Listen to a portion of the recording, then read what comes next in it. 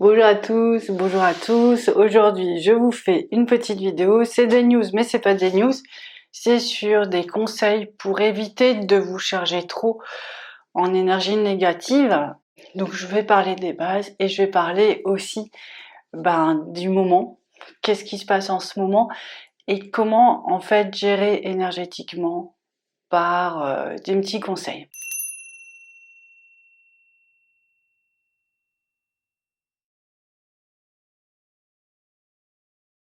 Alors tout d'abord, on va vraiment beaucoup parler de protection et d'énergie parce que forcément, en tant qu'énergéticienne, c'est quand même c'est mon point d'accroche en fait dans mon chemin de vie et dans mes accompagnements.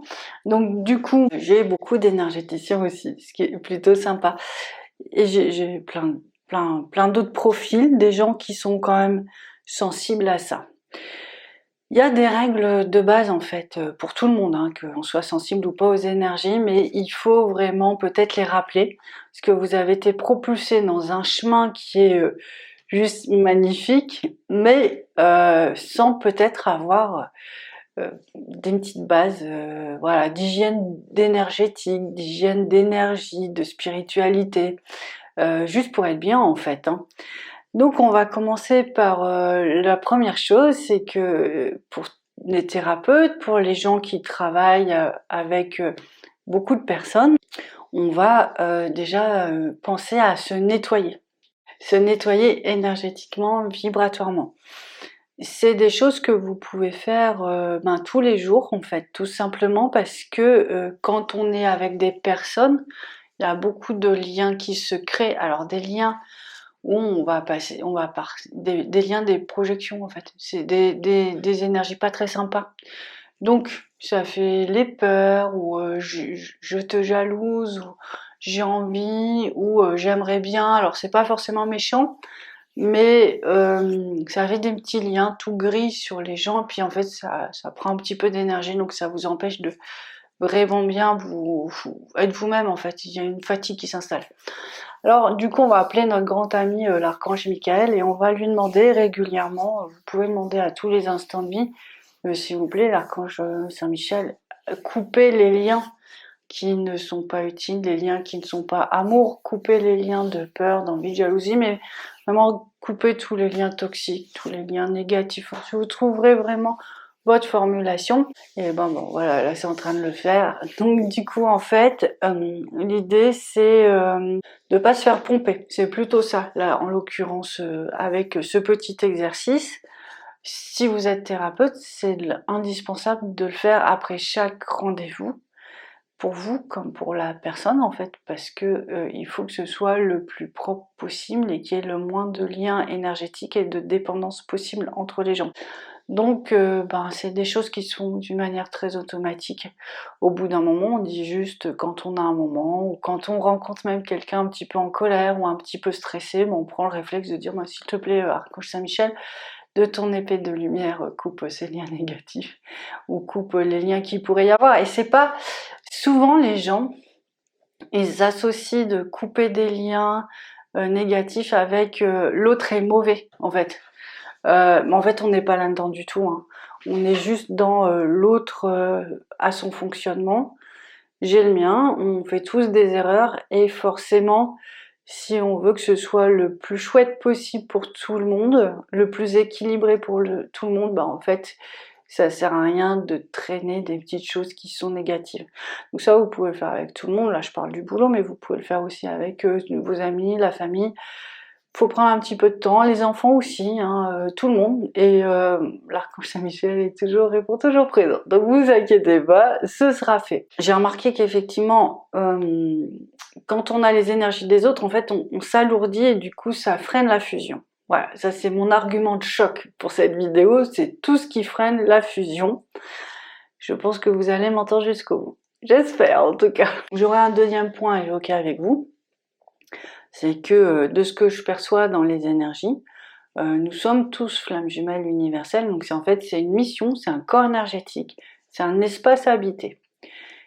On est tous flammes jumelles universelles, mais à des degrés différents en fait. Il y en a qui vont avoir des grandes forces de transmutation, parce qu'ils faisaient déjà ça dans d'autres vies, donc forcément on va pas leur demander de faire voilà, de rien faire. D'autres démarrent, donc on va leur donner la responsabilité de quelques personnes. Et en fait, c'est super beau quand c'est bien équilibré parce qu'en fait, on déploie un corps énergétique spécifique et on envoie de la belle lumière aux gens ou sur les causes qu'on doit dégager. Donc du coup, c'est vraiment très très très beau parce que ça crée une solidarité et comme on le sait, qu'on le voit et vraiment on le voit depuis le début, c'est ensemble et parce qu'on va être nombreux à mettre beaucoup de lumière sur beaucoup de choses qu'on va pouvoir poser cette vibration de la flamme jumelle sur Terre.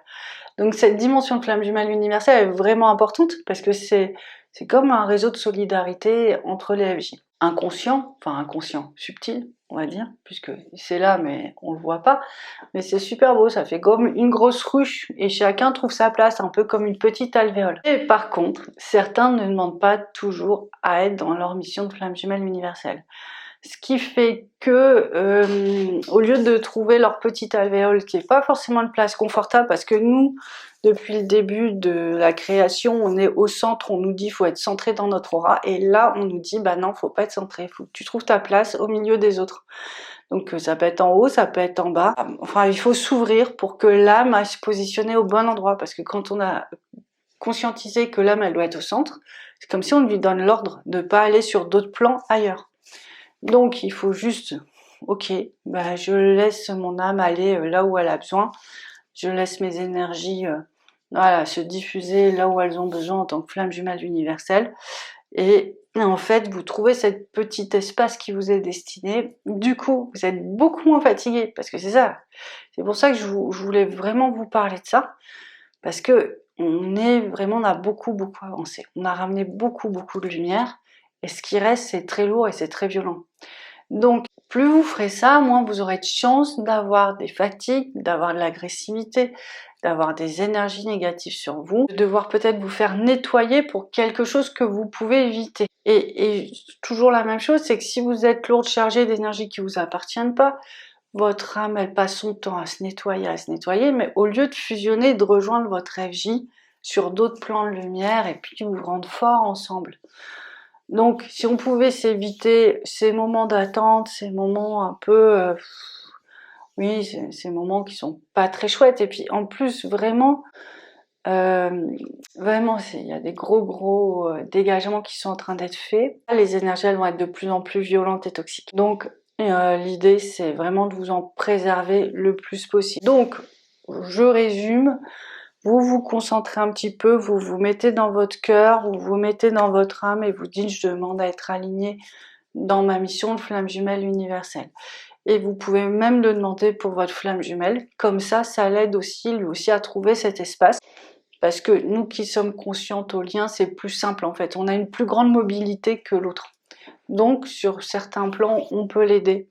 Et franchement, c'est pas du luxe parce que c'est un chemin quand même, on voit, c'est sportif quoi, donc un petit peu d'aide fait toujours du bien. Donc vous dites la phrase, mais vous la dites vraiment en conscience, donc ça veut dire pas avec votre tête, vous la dites vraiment avec votre être, et puis vous laissez un peu le temps à votre âme d'aller se positionner en fait. Donc du coup, vous pensez pas trop, puis vous restez sur cette idée là pendant quelques secondes, voire une minute, et vous allez sentir que ça va se poser, ça va rayonner plus de lumière en vous. Je le dis et je sens déjà que ça agit. Donc je suis très contente de vous le dire et je suis très contente de voir que ça va changer bientôt. Et puis voilà, c'est vrai que si je vous fais votre vidéo, enfin ouais c'est votre vidéo de toute façon, c'est aussi parce que c'est ensemble qu'on y arrive. Et là-dessus, j'ai des super bonnes nouvelles, peut-être j'en reparlerai dans les news, parce qu'on peut le dire 2 fois les bonnes nouvelles, c'est qu'il y a plein de gens qui ont, à force de réciter les mantras, je demande à être aligné dans ma mission de flamme jumelle universelle, plus tous les autres alignements, il y a un moment, on dit les choses pour intégrer la vibration, pour intégrer cette petite place dans la ruche. Et en fait, ces gens-là, ils ramènent une force, ils ramènent une structure de lumière, ils ramènent un cadre. Et il y en a beaucoup en ce moment qui ramènent des solutions pour l'ensemble en fait des FJ.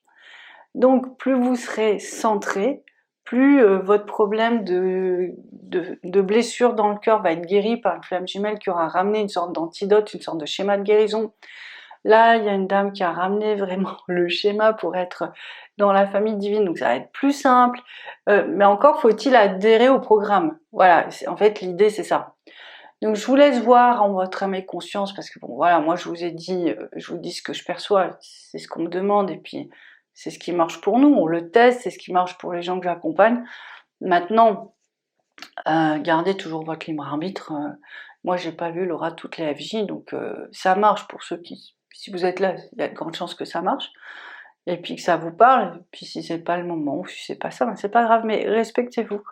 Vraiment c'est important. Donc voilà, donc on parle de ça. Troisième point, vous êtes encore en grande période de nettoyage, de retrouvailles. La fin est compliquée, la fin est vraiment difficile, parce qu'en fait vous allez faire comme un grand examen de tout ce que vous avez vécu, c'est-à-dire que vous avez été chercher de la lumière, vous avez fusionné avec l'autre, vous avez fusionné aussi sur le plan de la famille divine, donc en fait c'est des liens divins indestructibles, et sur la fin du parcours, en fait tout ce travail que vous avez fait va vous permettre de rayonner une force pour vraiment libérer les espaces les plus sombres.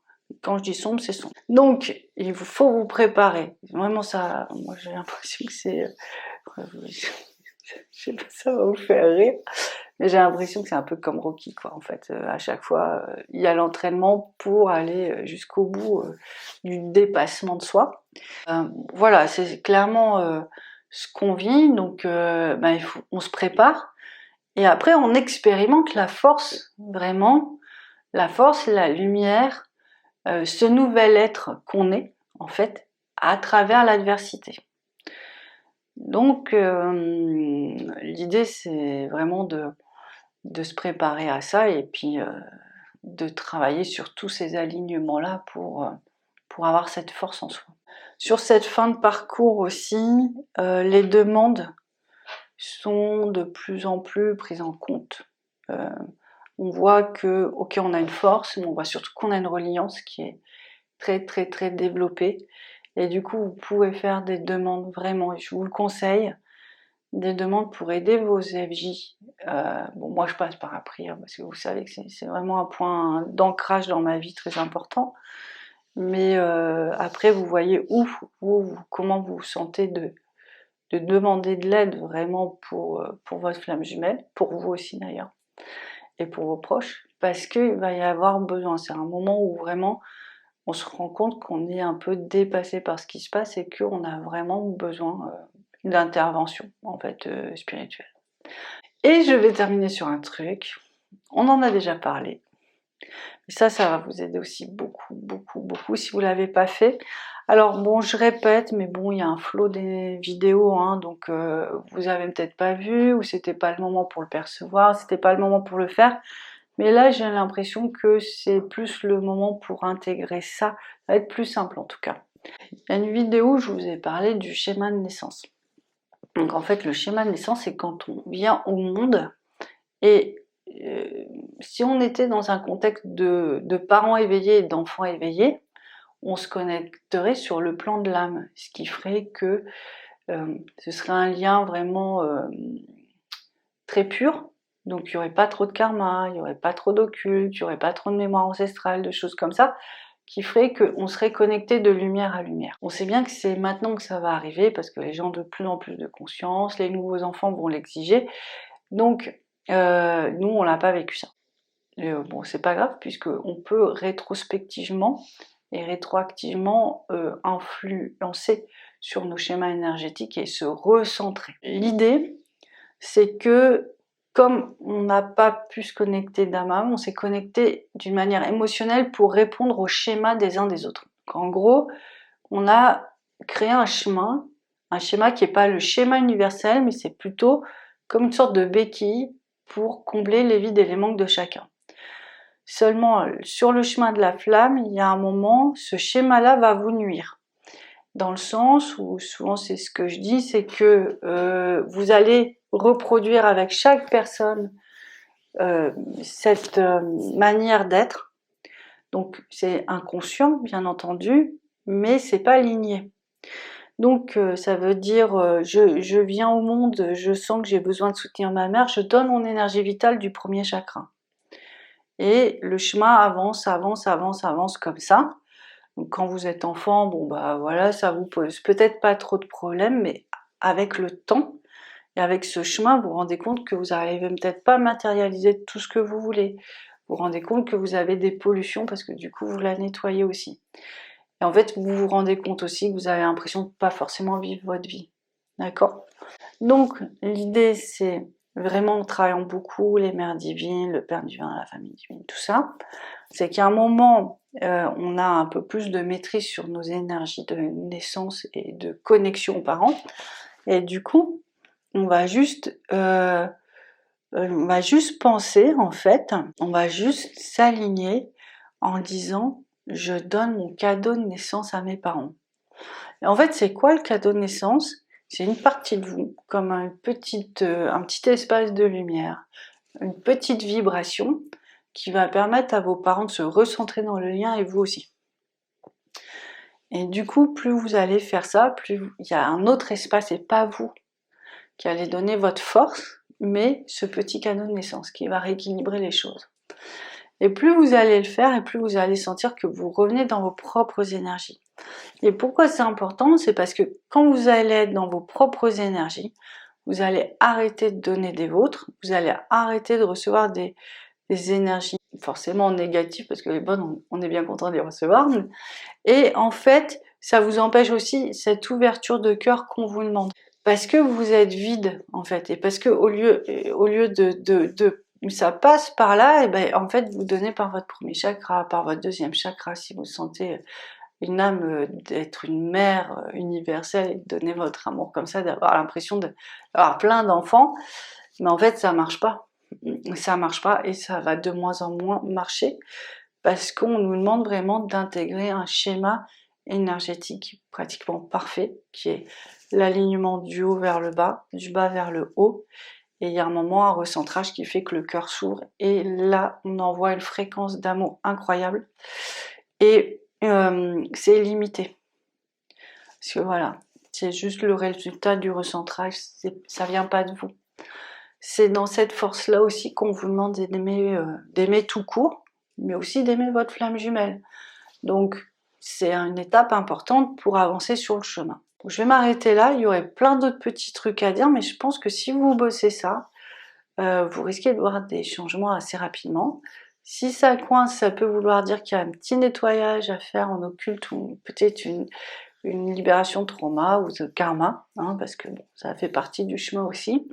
Donc prenez bien soin de vous, et puis ben, laissez-moi en commentaire ce qui se passe dans vos vies spirituelles et vos vies énergétiques après mes bons conseils. Bon allez, je vous embrasse très fort et je vous dis à très bientôt, ciao!